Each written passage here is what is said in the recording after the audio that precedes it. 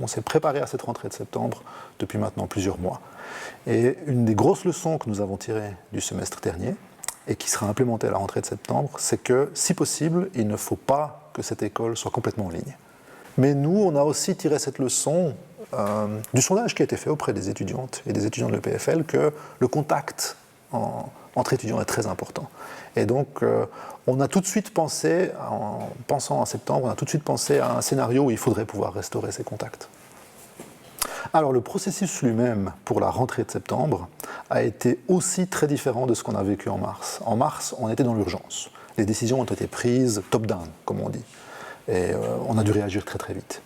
Pour la rentrée de septembre, on a quand même souhaité revenir à un fonctionnement plus démocratique et sonder les enseignantes et les enseignants, savoir exactement comment ils et elles souhaitaient s'organiser pour cette rentrée. On a donc créé un groupe de travail au niveau de la conférence des directeurs de section. On a invité des enseignantes, des enseignants, on a invité les étudiants, on a invité l'administration aussi. Et puis, on a demandé à la CCE d'animer ce groupe de travail. Il a rendu ses conclusions. Et il y a eu une discussion publique de ces conclusions avec la CCE. Et on a comme ça pu avoir un processus qui est beaucoup plus bottom-up. Nous, on a donné les lignes directrices. On veut du présentiel. Il y a des contraintes sur la densité d'étudiants dans une salle, sur la manière dont on accède au campus. Étant donné ces contraintes, comment est-ce qu'on peut amener certains étudiants, certaines étudiantes sur le campus, faire des cours en ligne et s'assurer qu'on ne soit plus dans un rush, mais vraiment dans un processus aussi pédagogique. Les enseignantes et les enseignants ont été forcés de passer en ligne au semestre dernier.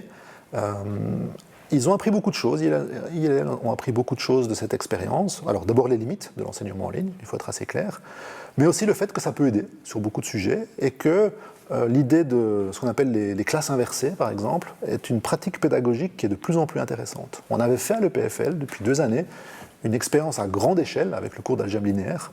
Ça nous a donné beaucoup de recul, beaucoup d'expérience, et le CAP et le CD ont maintenant un processus pédagogique qui est quand même assez bien au clair vis-à-vis de ça. Et on a de plus en plus d'enseignantes et d'enseignants qui sont intéressés à mixer justement la possibilité de faire une partie du cours en ligne et une partie en présentiel pour que la partie en ligne soit productive, mais que la partie en présentiel soit la plus intéressante possible pour les étudiantes et les étudiants, et que justement ils puissent venir apprendre ensemble, puisque c'est très important sur le campus. Est-ce que la totalité de l'année scolaire sera impactée par ces aménagements ? On ne le sait pas encore, pour être complètement honnête, mais nous on s'est préparé à ce que ce soit le cas.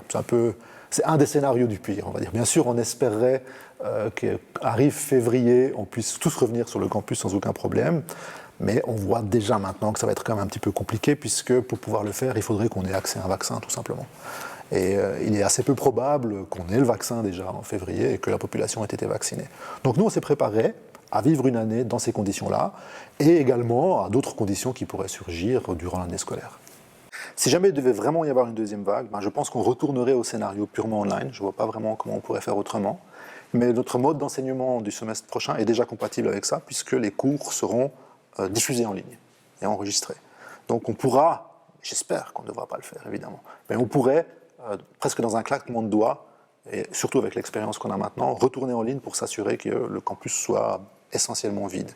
Je pense quand même, vu ce que nous avons appris durant les derniers mois, qu'on essaierait de maintenir par exemple le plus de projets possible, avec des approches pédagogiques un peu différentes, parce qu'on a senti que les étudiants avaient quand même besoin de ça. Donc on essaierait de mettre les cours online et de maintenir une activité de projet où les étudiants pourraient continuer à interagir. Alors avec le recul, je donnerai à la gestion de crise de l'EPFL la mention bien mais peut mieux faire.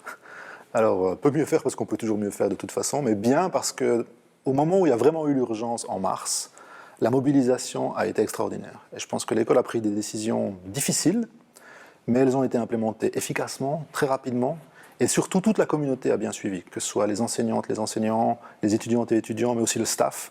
Tout le monde a vraiment fait front, et ça nous a permis de réaliser des choses qui sont assez miraculeuses. En mars, on a passé entre 700 et 800 cours online en quelques jours. C'est du jamais vu, donc c'était assez extraordinaire. Donc toute cette période de gestion de crise, au moment où elle a vraiment frappé, là je trouve que l'école a vraiment été excellente dans son ensemble. Ensuite, on peut mieux faire parce qu'effectivement, on peut toujours mieux faire, mais il y a eu des moments de flottement à cause des incertitudes. On n'est pas habitué à l'incertitude à ce niveau-là, je pense, dans le monde académique, et c'était difficile à certaines périodes, on n'avait pas toutes les réponses.